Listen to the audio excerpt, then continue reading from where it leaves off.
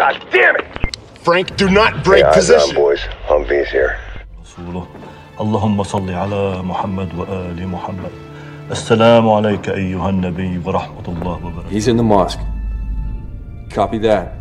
Lies, do not engage. Repeat, do not engage. Target location is north. Berlatarkan di Afghanistan, kisah pun akan berfokus pada regu penembak jitu tentara Amerika Serikat yang saat itu sudah mengawasi penjemputan seorang tokoh pemimpin teroris Irak untuk kemudian diamankan setelah mengetahui kalau beliau memiliki semua informasi yang diperlukan.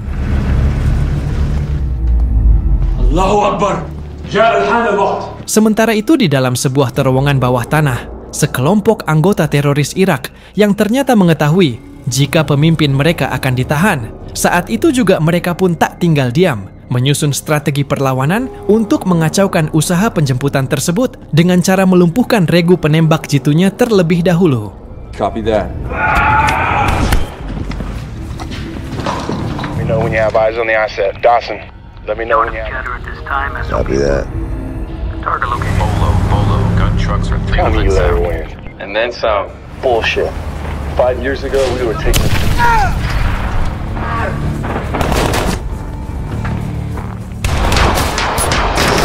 Namun sial, satu dari 3 penembak jitu Amerika Serikat itu pun tewas seketika.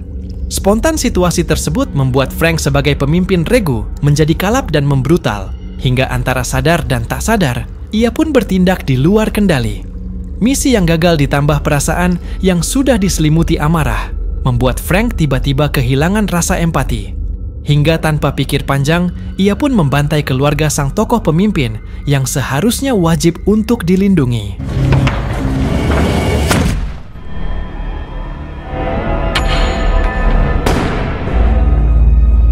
Sepuluh tahun kemudian, setelah kejadian itu, Frank diketahui trauma, hingga ia pun memutuskan meninggalkan kehidupan militernya.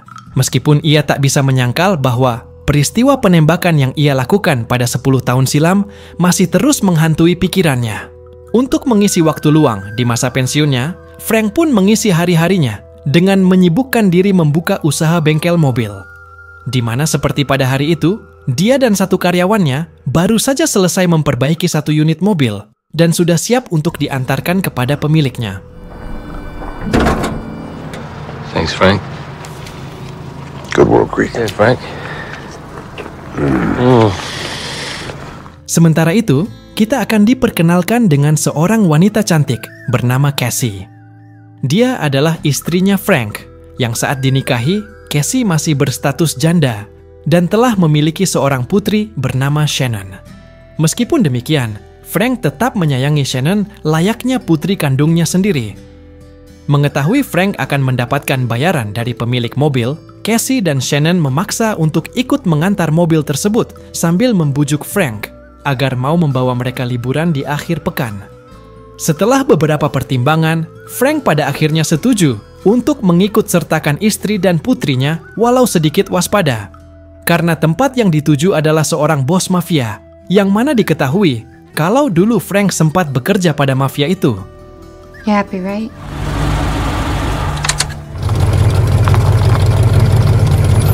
Namun siapa sangka, setibanya di tempat tujuan, Frank mendapatkan sedikit gangguan dari seorang penjaga bernama Nelson Salvatore, yang karena sikap sok jagoannya sempat terjadi adu mulut yang berujung pada sebuah perkelahian. Namun beruntung, 1 orang dalam bernama Lazarus datang melerai mereka dan langsung membawa Frank menghadap sang bos mafia bernama Leonard. Didn't know they're there. Di sisi lain, selain dibuat kaget sekaligus senang dengan isi amplop yang diterimanya itu, karena hanya untuk sekedar upah servis mobil saja, sudah tentu tidak mungkin dibayar dengan jumlah uang sebanyak itu. It's not too late for you to join the club. Tapi ternyata, di sana Leonard ingin Frank kembali bekerja sebagai pembunuh bayaran untuknya. Namun Frank menolak tawaran baik tersebut dan memilih untuk segera pergi dari tempat itu. Good, lass. Be right back, huh? That piece of shit. Singkat cerita, malam pun tiba. Frank dalam kesendiriannya sempat berpikir untuk kembali terjun ke dalam dunia kriminal bersama sang mafia Leonard. Namun di sisi lain dia masih berusaha untuk tidak mengulangi kesalahan yang pernah ia lakukan di masa lalunya. Oh. Tak berselang lama, Frank pun dikejutkan dengan pemberitaan di televisi, di mana putri Leonard dikabarkan tewas setelah mengalami insiden tabrak lari dari ulah seseorang yang tak dikenal. Informasi ini sontak membuat Frank sangat terpukul karena dia sangat tahu betul bagaimana Leonard sangat menyayangi putri tercintanya itu. Well. Tak lama kemudian, Lazarus datang bersama 2 orang pengawalnya yang bertujuan untuk menyampaikan perintah agar Frank mau membereskan pelaku yang telah menghilangkan nyawa putrinya Leonard. Setelah didesak, akhirnya Frank pun bersedia untuk menghadap Leonard malam itu juga. Namun sayangnya, Frank tidak memberitahu Cassie tentang tujuan dan kepergiannya, sehingga timbullah sebuah prasangka buruk dari Cassie kalau Frank sedang menyembunyikan sesuatu darinya. It has everything to do with us, Frank, because it has some... Semakin Cassie ingin tahu, semakin kuat pula Frank merahasiakan hal tersebut. Hingga hal itu membuat Cassie pun marah besar dan melepaskan sebuah tamparan tepat ke arah wajah suaminya. Tanpa peduli dengan keresahan sang istri, Frank yang sudah memantapkan niatnya untuk pergi menuju rumah Leonard. Saat itu juga, ia meninggalkan sang istri yang semakin diselimuti rasa penasaran. Not that simple. Frank. Leave! Setibanya di sana, sebagai manusia biasa, Leonard tentu saja belum bisa mengikhlaskan kepergian putrinya yang tewas dengan sangat mengenaskan. Terlebih lagi, si pelaku dengan sangat tidak bertanggung jawab, melarikan diri tanpa peduli dengan apa yang sudah ia lakukan. Maka dari itulah Leonard menyuruh Frank untuk membunuh si pelaku, detik itu juga. Jika tidak, Leonard akan mengancam membocorkan rahasia masa lalu Frank kepada istrinya, yang membuat Frank pun merasakan dilema untuk mengatakan setuju atau tidak. No, Len, you never did. Namun pada akhirnya, ia pun setuju untuk melakukan itu. Calls for the silence. Do you comprende, amigo? Di sisi lain, Lazarus yang sudah mengantongi data lengkap si pelaku, saat itu juga, ia menyerahkan pada Frank sekaligus meminta Frank untuk segera bersiap-siap menjalankan misi tersebut. He's getting fucking better.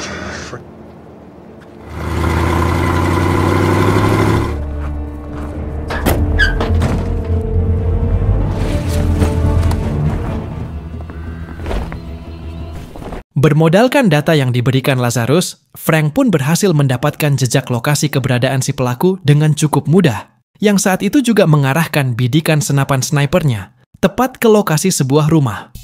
Namun sial, setelah mengetahui kalau saat itu posisi target sedang bersama keluarganya, seketika itu pun ia teringat detik-detik saat pembantaian yang ia lakukan pada 10 tahun silam. Bayangan itu pun semakin merasuki pikirannya hingga membuatnya kehilangan konsentrasi. Ia seakan terjebak dalam sebuah dilema yang akhirnya memaksanya untuk membiarkan si pelaku tetap hidup. Bersamaan dengan itu, pihak kepolisian datang dan menangkapnya. Namun lagi-lagi, nasib sial kembali menghampirinya, bahwa keputusan Frank yang telah memilih untuk tidak menghabisi target ternyata sempat terpantau oleh salah seorang anak buah Lazarus. Hingga lebih parahnya, info tersebut terdengar oleh sang mafia Leonard. Deputies are taking Anderson right now. Frank didn't take the shot. Tak perlu menunggu waktu lama, Leonard pun yang menganggap bahwa Frank telah memercikan api permusuhan dengannya. Saat itu juga ia segera memerintahkan Lazarus untuk menghabisi keduanya, yaitu si pelaku dan juga Frank.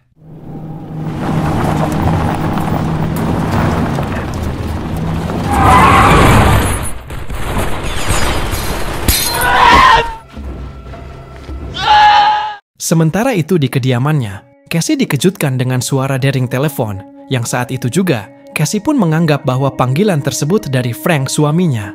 Namun karena khawatir terjadi sesuatu, ia lantas memeriksa keadaan di sekitarnya terlebih dulu. Dan siapa sangka inilah yang terjadi.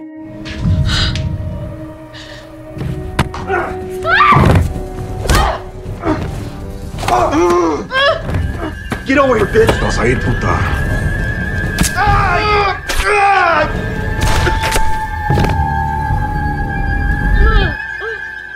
Tak berselang lama setelah peristiwa itu, Frank di waktu yang sangat tepat tiba di rumahnya, dan sontak membuatnya kaget ketika mendapati sang istri tergeletak di depan pintu dalam keadaan yang sangat mengkhawatirkan.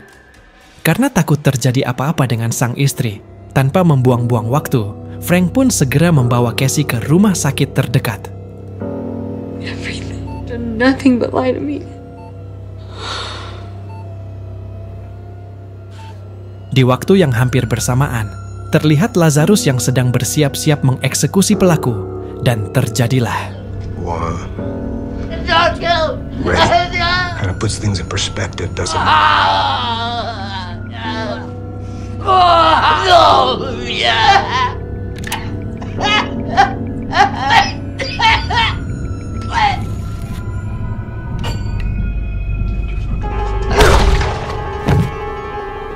Di rumah sakit, Frank kedatangan seorang sniper, yakni rekan seperjuangan lamanya, bernama Timothy. Kemudian, menyusul kabar bahwa Shannon anaknya Frank telah diculik oleh anak buah Leonard. Mendengar itu, dengan jiwa kesetiakawanan, Timothy mengutarakan niatnya siap membantu Frank untuk bekerja sama mengatasi masalah yang dihadapi sahabatnya tersebut. Tepat di depan mereka, terlihat Cassie yang terbaring menangis dan merasa sangat terpukul. Yang selain karena khawatir akan keselamatan putrinya yang sedang diculik, dia juga merasa sangat kecewa dengan sikap Frank yang selama ini telah membohonginya. Hal itu membuat Frank berusaha ingin menebus kesalahannya dengan berjanji akan segera membawa Shannon pulang dalam keadaan selamat. Singkat cerita, setelah perjalanan yang cukup panjang, tibalah mereka berdua di kediaman Leonard, yang saat itu keadaan di sana terlihat begitu sangat sepi. Let's go.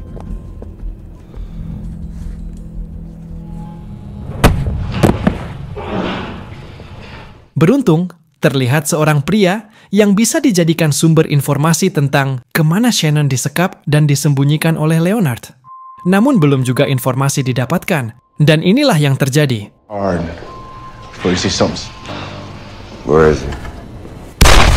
Belakangan diketahui, ternyata Leonard hingga sejauh ini masih belum bisa melupakan kematian putrinya, sehingga ia memutuskan untuk membawa Shannon ke kampung halamannya dan disekap di dalam sebuah kamar untuk diperlakukan sebagai anak sendiri. The angel lives here. It's like loved it. Namun hal itu membuat istrinya kesal dan menyalahkan sikap Leonard yang terlalu berlebihan memperlakukan Shannon. Ella no debería de estar aquí, Leonard. I'm not stupid, Frank. Di tempat lain,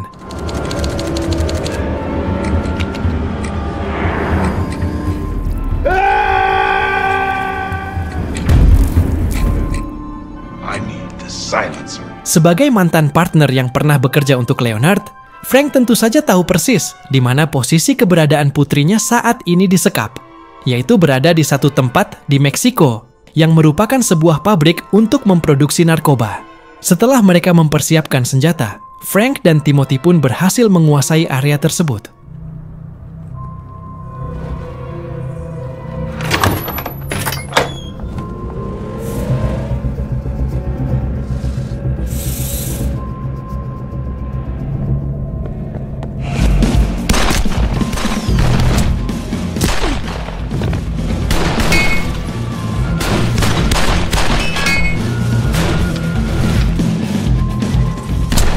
Bahkan dengan mudah melumpuhkan semua penjaga yang ada di sana hingga tewas satu persatu. Mengetahui hal itu, Lazarus pun tak tinggal diam.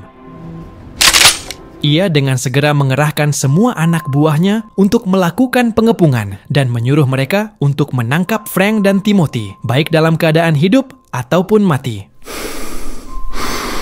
Namun tanpa diketahui oleh Lazarus, Frank dan Timothy ternyata sudah berada di salah satu bar milik Leonard, bertepatan di saat Nelson Salvatore yang kedapatan tengah mantap-mantapan dengan wanita bayaran di dalam sana. Come on, baby. Come on. Sit over here. Come on. It's okay. Come on. Oh, I will.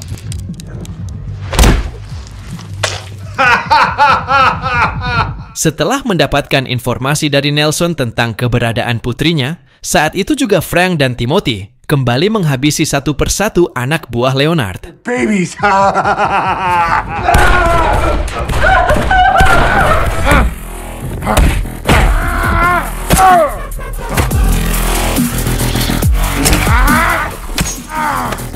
Setelah menghabisi semua bedebah penghuni bar, Frank yang sudah mengantongi informasi alamat Leonard, tanpa berlama-lama, mereka pun segera berangkat menuju alamat yang diberikan oleh Nelson. Sementara itu, Leonard dan Lazarus yang sadar bahwa pertahanan mereka sudah mulai rapuh, memperlihatkan ekspresi ketakutan dan kepanikan, membuat Lazarus mencoba menetralisir keadaan dengan mengerahkan segenap kemampuan dan jiwa kesetiaannya menyuruh bosnya tersebut untuk bersembunyi di dalam gedung.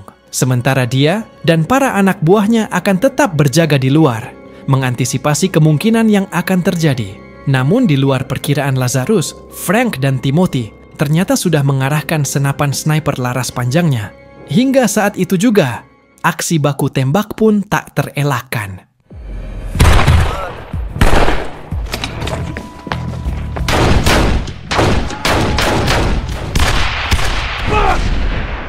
Di balik gelapnya malam, Lazarus pun mulai terlihat panik ketika menyadari anak buahnya diratakan satu persatu hingga tewas tanpa ampun. Hingga kepanikannya pun semakin menjadi ketika tiba-tiba dikejutkan oleh Frank yang tiba-tiba muncul dari belakangnya. Sembari menodongkan senjata ke arah Lazarus, Frank mencoba bernegosiasi dengan berjanji akan melepaskan Lazarus beserta anak buahnya yang masih tersisa dengan harapan Lazarus mau menyerahkan putrinya sebagai kesepakatan.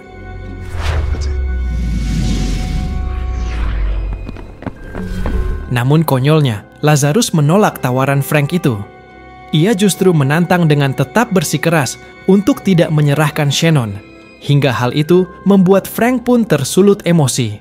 Dan saat itu juga, ia mengganjar Lazarus dengan sebuah tembakan telat, hingga membuat Lazarus pun tewas meregang nyawa.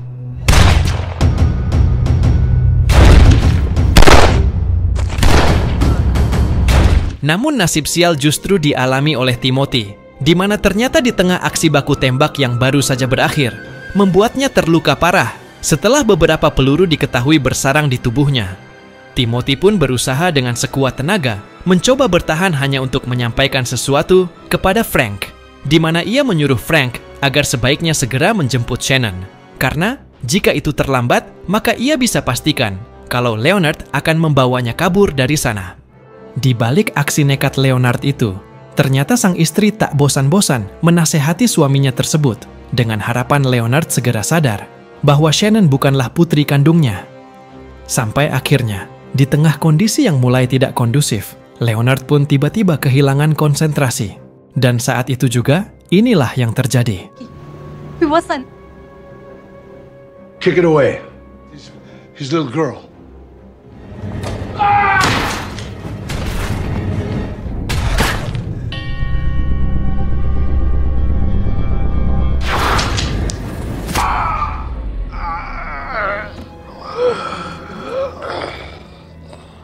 Setelah melewati semua ketegangan, Frank pun akhirnya bisa menepati janjinya pada sang istri, yaitu membawa Shannon pulang dalam keadaan selamat.